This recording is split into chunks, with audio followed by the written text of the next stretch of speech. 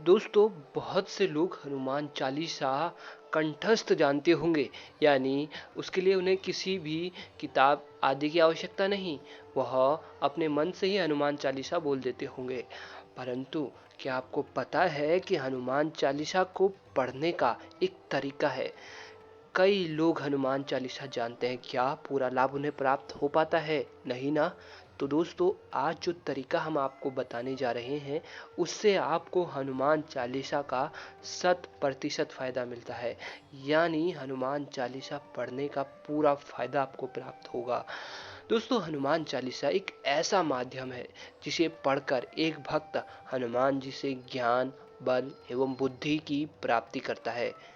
परंतु ये सब तभी संभव है जब भक्त बिना किसी भूल के हनुमान चालीसा को पढ़ता है, और इस एकमात्र तरीके से हनुमान चालीसा को अगर वह पढ़े तो ये सभी चीज वह पा सकता है। दोस्तों, जो हमने भूल कही वहाँ उससे तात्पर्य है कि कोई भक्त जब हनुमान चालीसा पढ़ता है तो वो जाने अनजाने में अनेक गलतियां कर देता है, जिसके बारे में उसे खुद ही नहीं पता होता।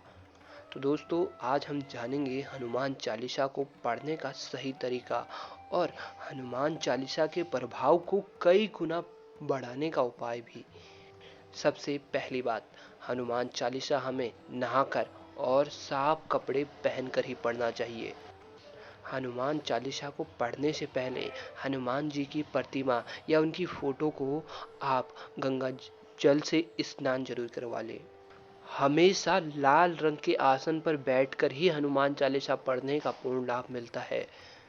और जब चालीसा आप पढ़ ले उसके बाद हनुमान जी को भोग आप अवश्य लगाएं। इसलिए मंगलवार का दिन हनुमान चालीसा पढ़ने का उत्तम दिन है। इस दिन आप हनुमान जी को बूंदी का भोग लगाएं।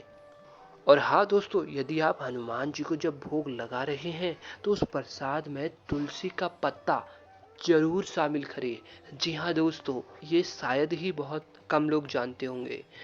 तुलसी का पत्ता हनुमान जी की भोग में अवश्य लगाना चाहिए। हनुमान जी की जब आप पाठ कर रहे हो यानी हनुमान चालीसा का पाठ कर रहे हो तो उस समय थोड़ा सा सिंदूर आप हनुमान जी को अर्पित अवश्य करें। और जिस समय आप हनुमान चालीसा का पाठ करें उस समय हनुमान जी के सामने घी का नहीं बल्कि केवल चमेली के तेल का या फिर सरसों के तेल का ही इस्तेमाल आप कर सकते हैं दीपक जलाने के लिए।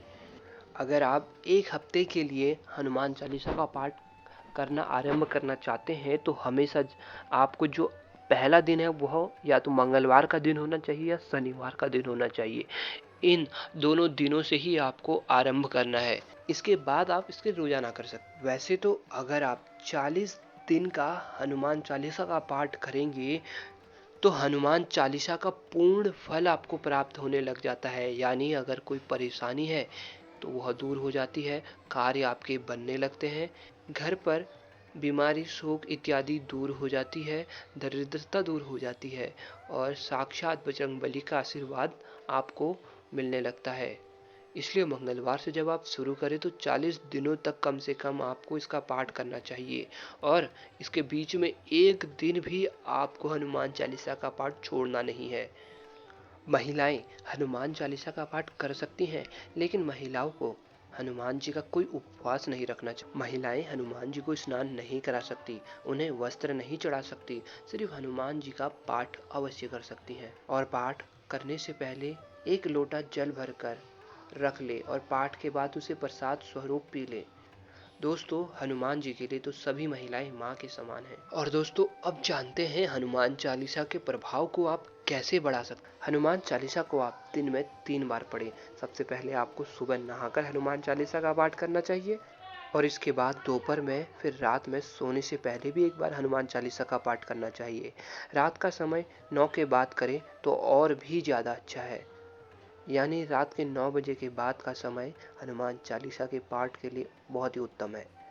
दोस्तों, इस बात का हमेशा ध्यान रखें, जब भी आप हनुमान चालीसा पढ़ रहे हो तो शांत मन से बैठकर आपको पढ़ना है और एक एक चौपाई को देखकर मुंह से बोलकर पढ़ना चाहिए। इससे आप चालीसा में लिखी हर चौपाई को अच्छे से बोल सकेंगे। शास्त्रों के अनुसार पीपल के पेड़ के नीचे बैठकर हनुमान जी का पाठ करना यानी हनुमान चालीसा का पाठ करना चाहिए, क्योंकि पीपल के वृक्ष में नारायण का वास होता है। और जब आप पीपल के पेड़ के नीचे बैठकर हनुमान चालीसा का पाठ करते हैं तो इससे हनुमान चालीसा के पाठ का प्रभाव बढ़ जाता है। अगर पीपल के पेड़ के नीचे बैठकर हनुमान चालीसा का पाठ किया जाए तो भगवान हनुमान के साथ ही देवी लक्ष्मी और शनिदेव का आशीर्वाद भी मिलता है। तो दोस्तों, उम्मीद है आपको जानकारी पसंद आई होगी। अभी के लिए इतना ही, धन्यवाद।